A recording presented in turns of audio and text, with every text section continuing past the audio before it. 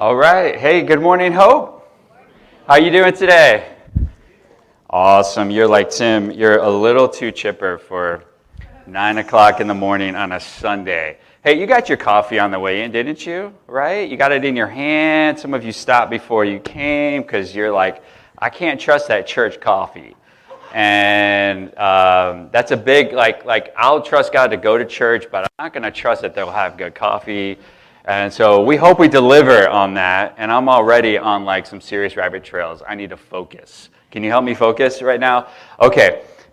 So summertime, my name is Tim, and I'm one of the pastors here at Hope Church. And we're so stoked that you're here. People are traveling all throughout the summertime. Summertime is typically a vacation time for people, and people like to get away. How many of y'all have ever been to the Grand Canyon? Yes. Okay, all right, cool. I see lots of hands, Grand Canyon. Some of you have never been. And so when we moved to California about 5 years ago, my family and I moved from Atlanta, Georgia. Okay, I was waiting for the whoop because I knew my Atlanta people in here.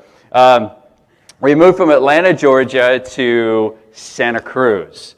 Very similar cultures. Very similar ideals and views on God and faith.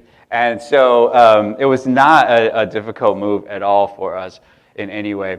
But on the way there, so we drove across the country. And we drove and we took our time. It was so awesome. And of course, we stopped at the Grand Canyon. We had never been there before, and we did all the things. We were tourists. Like we were the ultimate tourists. We did the pink Jeep tour. Has anyone in here ever done that? No. Okay. I just admitted something I should not have done to this group. So we did this pink Jeep tour. It's literally like these big, huge, like modified Jeeps, Jeep Wranglers that are pink, and they drive you around, they do the thing. And so we did the Grand Canyon that way, like through the eyes of the pink Jeeps. But we had this moment where we all stood on the edge of the canyon. And if you've been there, maybe this will bring back some memories for you. We stood on the edge of the canyon and we looked out over the amazing, amazing sight that it is. And our technology is a little weird this morning, so you won't get the full view, but take a look at this picture right here. This is us, all 5 of us. And this is like 5 years ago because the second one from the left is our youngest son, Jake, who is now the tallest in the family. But that was his older brother right in the middle, Micah, is here this morning. Remember those days, Micah? That was when you were taller than Jake. Why am I'm all the way on the right? Why am I like the shortest person on the whole thing there almost? So we're looking out over the Grand Canyon, and it's an amazing sight to see, is it not? If you've been there, it's just awe-inspiring. Now, we did almost lose somebody. Take a look at this next picture. We did almost lose somebody. Nicole, it was close, but I reached out. I sacrificed myself and I grabbed her and I pulled her up, and somebody happened to be right there to grab a picture. It's weird how that happened, but so you're standing in front of this awe-inspiring thing, this like thing you can like see from space, right? Space people, right? Can you see it from space? Let's just say you can see it from space, and it's this amazing, amazing thing. And you're standing on the edge, and you're looking over at the thing. And I'd love to do a rim-to-rim hike one day. Is anybody up for doing that? I don't know. How many miles is it? I don't know. Yeah. Yeah. But I'd like to do that one day, but we'll see. We'll see what happens. But you're looking at this awe-inspiring thing that's in front of you, and you can't help but get a sense of your place in the grand scheme of things, or at least how you feel about your space, right? You are so small in comparison to this big, huge, canyon-sized gap that's right in front of you, right? Have you ever been in a place in your life where you have faced something that felt like between you and where God was taking you, or between, maybe let's just say between you and where you wanted to go, there was a Grand Canyon-sized gap. Like, so we all did the thing, and of course I won this every time. We all did the thing where we threw a rock as far as we could into the canyon, you know, as if we didn't feel insignificant enough. We were like, let's see how far we could throw a rock. And we would throw rocks in there. Have you ever felt like you faced something where in front of you was something that was insurmountable? It was Grand Canyon sized. It was, you needed God to do something, or else it was not going to end well for you. And some of you were like, Tim, that's not even a challenge for me. Like, I have things right now in my life, and all of us do, where we want to be or where we sense God is taking us seems like it's just so far out that way. And God, we need you. And maybe you're here today, maybe you're online watching or out on the patio, and you're not even like a Jesus follower. And the whole God thing in general is like that for you. You're standing where you are, and you see God over there, or kind of like what you think God kind of is, and for you, you're just exploring it, and you're like, God seems so far away. It just seems like it's so far over there. As a church, we've been going through this last month, we've been going through a pretty significant season of change as a church. And if you're like just visiting with us here today, God has expanded our reach as a church, and our lead pastors are now the lead pastors at another church called the Coastlands, but we're all under the same umbrella. And so we have this vision, we have this thing, this partnership, this kingdom partnership that we know God has called us to, but it's still a little bit out there. Like we know and we're excited about what the potential is, but we're just, like we may not know just quite how we're going to get from here to there yet, but we know we're going in that direction. In your life, you have places like this. Our lives are built like this. You and I live a life, because you're a human being, where we are regularly brought to the end of our capacity. I can only go so far emotionally. I can only go so far spiritually. I can only go so far in whatever area, relationally, right? Financially. I have limits, and so do you. And so what do we do when God is calling us to something like He is right now as a church, where He's calling us to more, but we're at our limit? We need God to do something. What do you do when there's just an area of your life in general where you need God to do that? Maybe it's finances. Now, I know Hope Church is all full of financially independently wealthy people, right? But maybe you've heard of someone who has a gap in their finances, right? Maybe you have a relationship. If you've been a part of Hope over these last, like, let's just say 3 to 6 months, you've heard me tell my story from up here about reconciling with my dad, who I hadn't really seen consistently since I was 5 years old. And God miraculously reconnected us in this last year, and we're now in conversation together, right? Like, that was a Grand Canyon-sized gap for me. And it's the same for you. We all have these areas. Fortunately, God has something to say about that. He's not silent about these areas, and thankfully so, right? Because our whole lives are all about coming to the end of who we are and then trusting God to be the one who takes us further. And as a church, we're going through this right now. And as people, you are as well. And so today, here's what we're going to do. We're going to sit at the feet of Jesus and let Him teach us in the same way that He taught His disciples. Is that cool? Okay, all right, good. I'm glad you said yes, because if you said no, I don't have a backup option.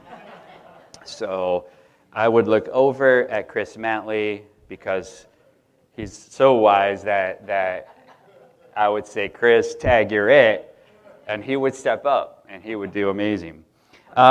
We're going to turn to Mark chapter 8. If you have a Bible, you can turn to Mark 8. We'll also have the words on the screen, but we're going to journey through a story in the life of Jesus, Mark chapter 8, where he's going to walk his followers through what does it look like when you reach the end of yourself, and I'm calling you to do something more, and you need me to help. You need something to help you get there. And while we do this, as we walk through this story in the life of Jesus, we're going to explore this one main idea truth. Just one.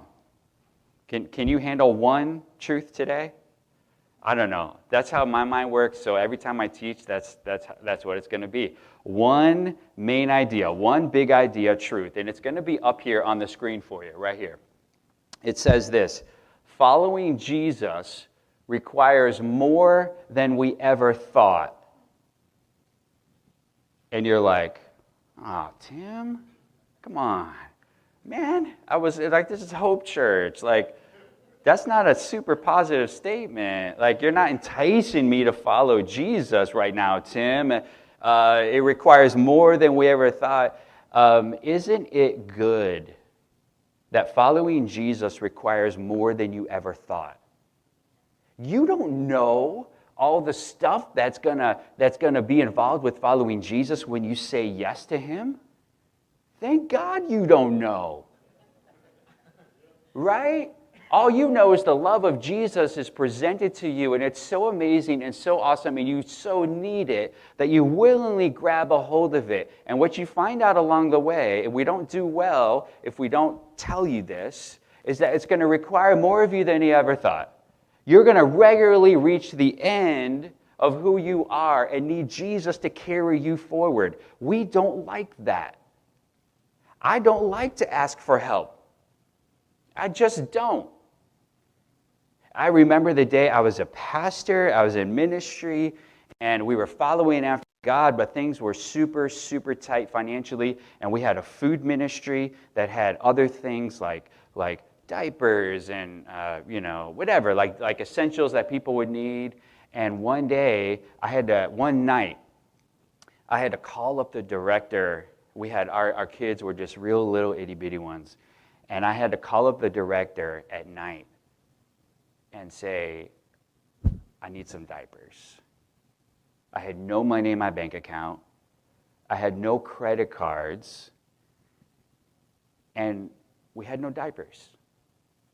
I had to reach out to the director of this ministry that we were, and be like, hey, do you have any diapers? Can I come over to the warehouse and get some? Because we just need some until tomorrow.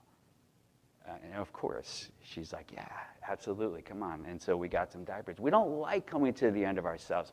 Following Jesus requires more than you ever thought. But, there's a but. But it also gives us more than we ever imagined. So you're going to come to a place where you need Jesus to bridge the gap for you. And on the other side of the gap is more than you could ever imagine. Okay, come on, let's get into Mark 8. You ready? Here we go. Mark 8, verse 1. Let's dive in. During those days, another large crowd gathered. This is around Jesus and his disciples. Crowds of people would come. They wanted to hear him teach. They wanted to have him heal them. At this point in his life and ministry, he had already fed thousands of people in a single experience. They wanted from Jesus, and so they had gathered. Since they had nothing to eat, Jesus called his disciples to him, and he said, I have compassion for these people. They've already been with me 3 days, and they have nothing to eat. In fact, if I send them home hungry, they're going to collapse on the way. This is how long that they had not had food and how far the journey was. Because some of them have come a long distance. And his disciples answered, but where in this remote place can anyone get enough bread to feed all these people?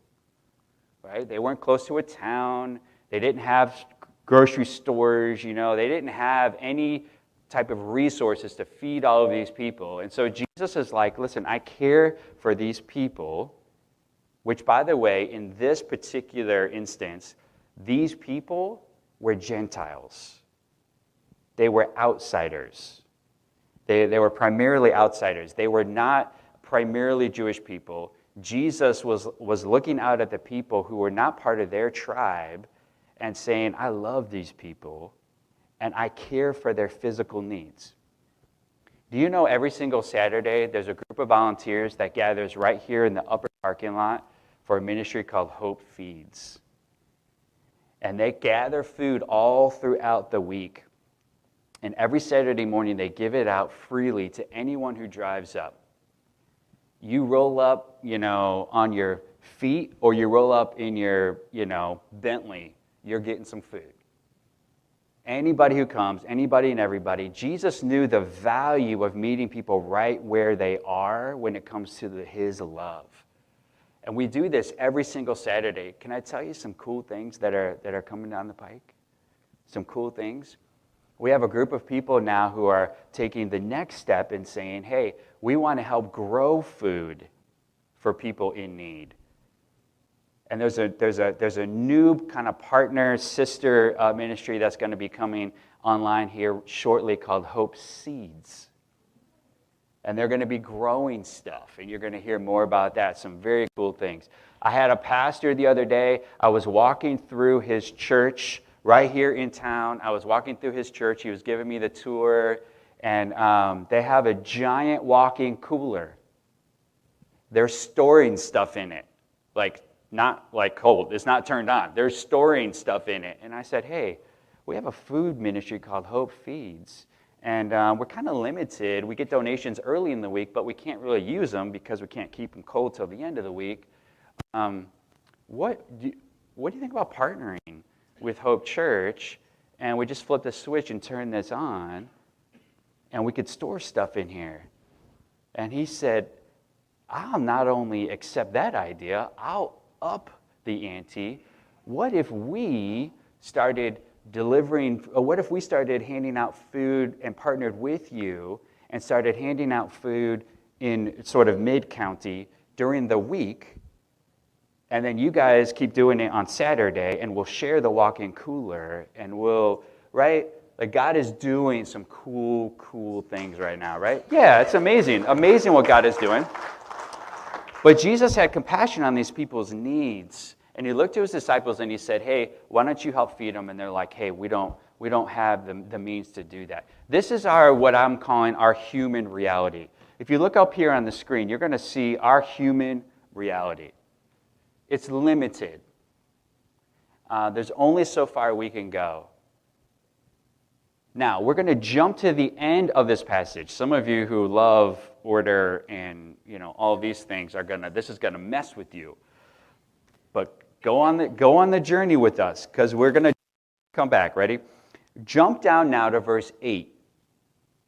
Mark 8, verse 8, it says this: the people ate and were satisfied. All of the people. Thousands. We're told here 4,000 people at least. 4,000 people ate and were satisfied. Afterward, the disciples picked up 7 basketfuls of broken pieces that were left over. 4,000 were present, and after Jesus sent them away, he got into the boat with his disciples and went to the region of, I'm not going to pronounce that word. This is the end of the story. This, you're going to see up here, is God's reality. God's reality was that all the people were fed. God's reality was that the disciples were part of seeing God do the impossible. God's reality was that not only was everyone fed, but there were basketfuls of food left over. God's reality was abundance, right? God's reality was all the things that we couldn't do in our reality. Now, there's a gap between these two things. This is our Grand Canyon-sized gap. How many of you have your reality on the left side, and you're hoping, praying, wishing for God's reality to come true in your life, and there's a Grand Canyon-sized gap between the two? Now, the bridge that gaps between the two, that bridges across the gap here, is Jesus, right? Is that a surprise to you? No. There's a bridge here, and it's Jesus. Jesus bridges the gap. I love this. There's a visual, this old-time visual of people walking toward a cliff. And the cliff represents death down there. And on the other side is the life of God.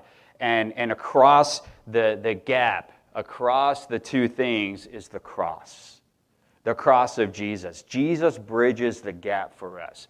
Jesus takes us from where our ability ends and takes us all the way into where God wants to take us. When you have a shortfall of finances and you pray and God meets your need, He has bridged the gap to His reality. When you have sickness in your body and you pray and others pray for you and you experience healing in your body, Jesus has bridged that gap for you. When you are not connected to your dad for decades and that relationship is reconciled, Jesus has bridged that gap for you. Right? Now, this message right here, this visual, you would expect this coming to church, wouldn't you? Right? Even if this is your first time in a church, logically, you could say, yeah, if I were a Christian or if I had gone to church or I was part of a church, this would not surprise me. I would expect that this would be the case. Jesus now is going to invite His followers and invite us to walk with Him as He bridges this gap. All right? So we know where the need is. We know where God's reality is. Now let's jump back in the story to verse 5. Mark 8 and verse 5. Here's how Jesus does it. He says this, "How many loaves do you have?" Jesus asked. 7. So there were 12 of them. There were only 7 loaves. There wasn't even a whole loaf for each one of them. Right? This is how little they had. He told the crowd to sit down on the ground, and when He had taken the 7 loaves and gave thanks, He broke them and gave them to His disciples to distribute to the people, and they did so. They did it. They had a few small fish as well. I love this. Look at this. They had a few small fish as well, and He gave thanks for them, again gave thanks, and told the disciples to distribute them. You know what I love about that? They didn't say we have 7 loaves and some fish, and Jesus blessed it, and they gave it out.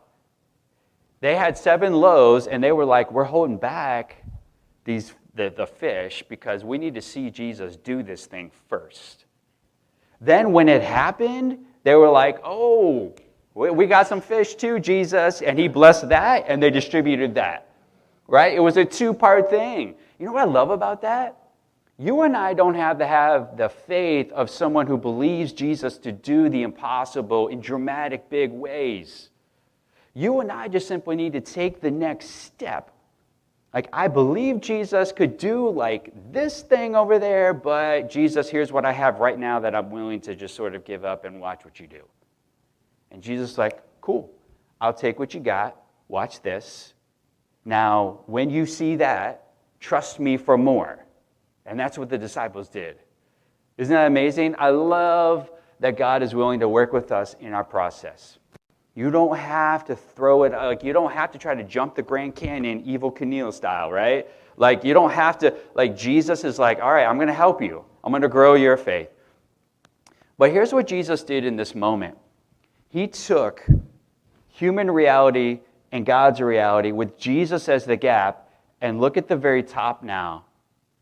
Jesus invited them to have faith and take action. This is how He works. God works in divine partnership with you and me. He says, I can do the impossible. I can bridge this gap. I can lift the tent stakes of Hope Church, expand them out to also include in partnership the Coastlands. I can put your lead pastor over there for most of the time. I can put in a new location pastor here. I can do all of these things and make this work and bless it and grow it and see amazing things happen. But I need you to believe, and I need you to act on that belief. So what did Jesus ask his followers to do? Well, look at Mark 5, 8, 5 through 7. Jesus asked them, first of all, to shift their focus from the need, the limitations in front of them, to what he could do. And not just accept his instruction, but then turn around and do it. This is why I pointed this out when I walked through verse 6. When he had taken the 7 loaves and gave thanks, he broke them and gave them to his disciples to distribute to the people, and they did so. There was a moment, now track with me. There was a moment where they had a partial loaf, right? Not even a whole loaf, a partial loaf. And there was a moment, and I wish that the Bible told us what this was like. But we get to fill in the gaps with our own versions of the story, right? That's the fun of it. But they took this bread, and they started breaking it and giving it to somebody. And then they broke it, and they gave to somebody. And they broke it, and they gave to somebody. At what point, this is how my mind works, at what point did the bread multiply to more, and they kept breaking it? And then don't you know that as they did it, like this is how it would be for me. Once I got through, and all of a sudden, like what should have been my partial loaf, like should have consumed it, there was another partial loaf. Like they're not even looking at the people anymore. They're just like, what? And they're just watching it grow. And at some point, they're like, oh, this is so amazing. And they just like start, and now they're just laughing. Now they're just having fun. Now they're just like, what is happening here? And they're just giving this stuff out. And they're living in a celebration of God doing the impossible. How many of you have ever been in a place where you've had a gap in your life between your limitations and what you believe God had for you or what you wanted? And as it began to be met, that need, you were just living in celebration. Can you remember those times? If it's been a while, can you remember back to those times? Oh my goodness. You ever seen the movie what's the movie with Jim Carrey where he's God? Bruce Almighty. Oh, Bruce is here today. He's in the house. Bruce Almighty. And you know that moment when he realized he's got the powers, and it's actually the song, I've got the power, and he's walking around like this, and he's like pointing at stuff, and the water's parting, and he's doing other things with his powers that God wouldn't do, but he's walking around, and he's like, and he said, when you start seeing God move in your life, and you start walking around, and you're like, the God of the universe cares about me and loves me and is providing for my need. He provided for my need, and I believe he'll do it again. He'll do it again, and he'll do it again, and he'll do it again, and he'll do it again, and he'll do it for you, and he'll do it for you, and he'll do it for you.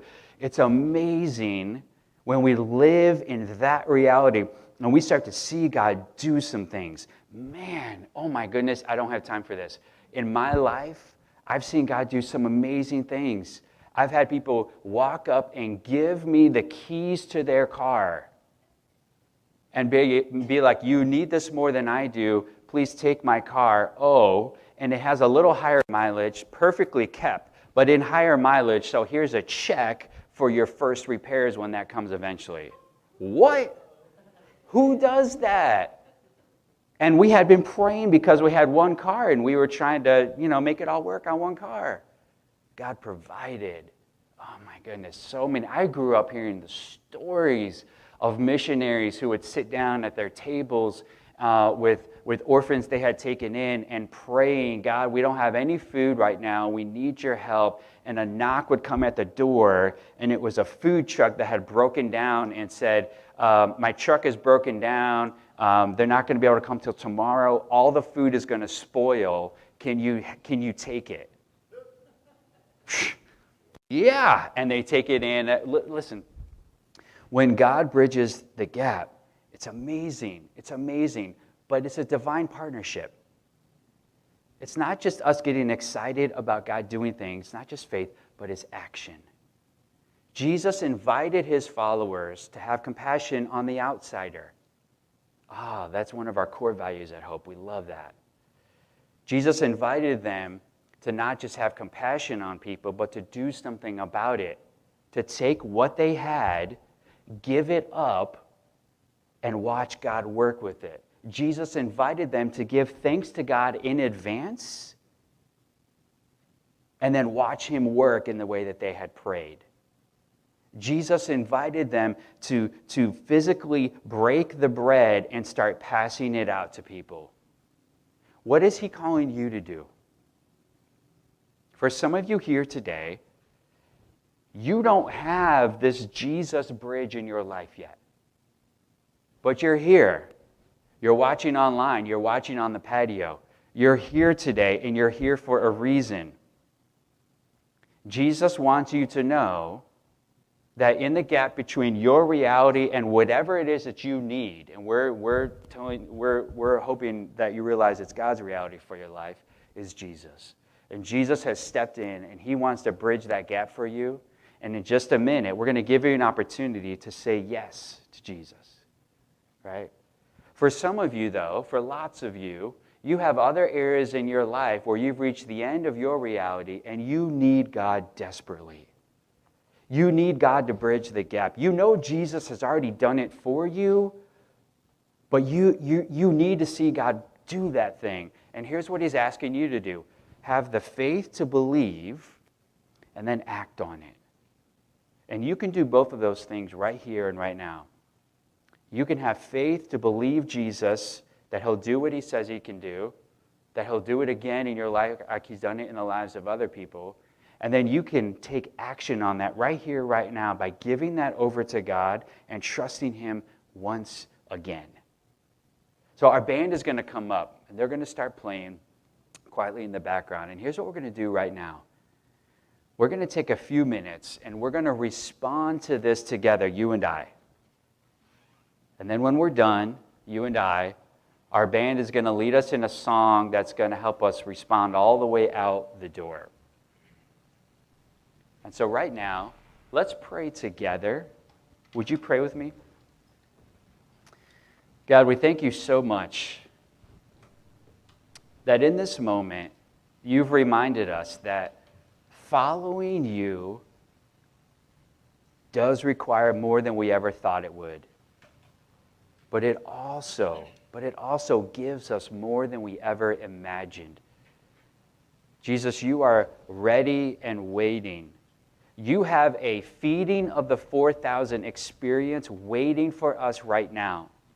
And what you've asked us to do is exactly what you asked your disciples to do in this story. To believe you and then to take action with you. And so as we pray, our heads are bowed, our eyes are closed. There are those of you right now, right here in the room, online, on the patio, who you've come here today, and what you need most, the largest need in your life is Jesus. You've never said yes to him before. You've never taken the step of faith. But you know what? You're here.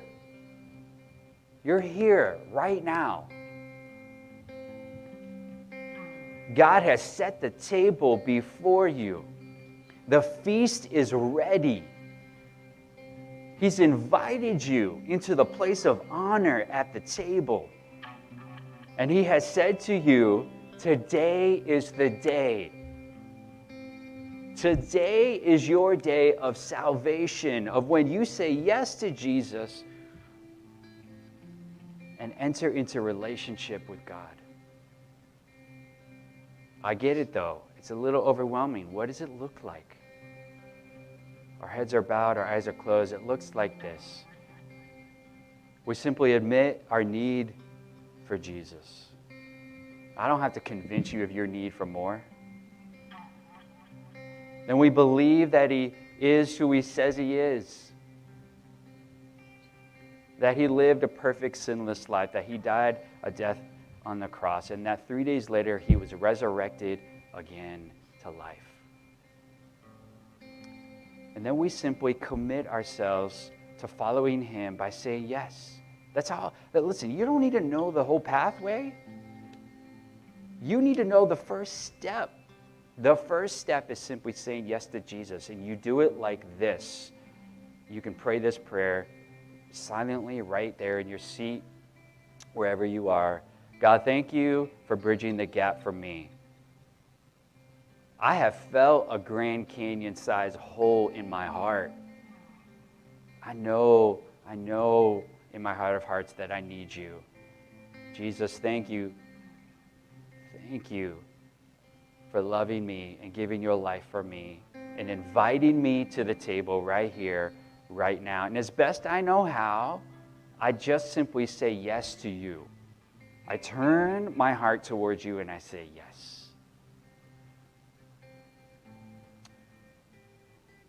Heads bowed, eyes closed. If you prayed that prayer, if you said yes to Jesus, would you just raise your hand right here in this room? Right online, you can click the button. Thank you. I see that hand right there. Thank you so much. That's so awesome. Thank you, Jesus. Online, there's a button in the comments that says say yes to Jesus. Just click that button and you can connect with one of our online host team members. On the patio right now, Pastor Randy is out there on the patio and he's looking for your hand. God, thank you for those who are saying yes to you right now. And God, for the rest of us, we've already said yes to you, but we all have things in our lives where we need to see you work, where we need to see you bridge the gap again. God, thank you for inviting us into relationship with you, believing you, and taking action with you. Help us now in this season to take action. Help us to step forward. The prompting in our heart, God, help us to lean into that. We can't wait to see what you're going to do. Just like the disciples witnessed your miracle and were fed themselves spiritually, you're doing the same for us right now. And it's in the name of the resurrected Jesus, the Christ, that I pray this. Amen. Amen.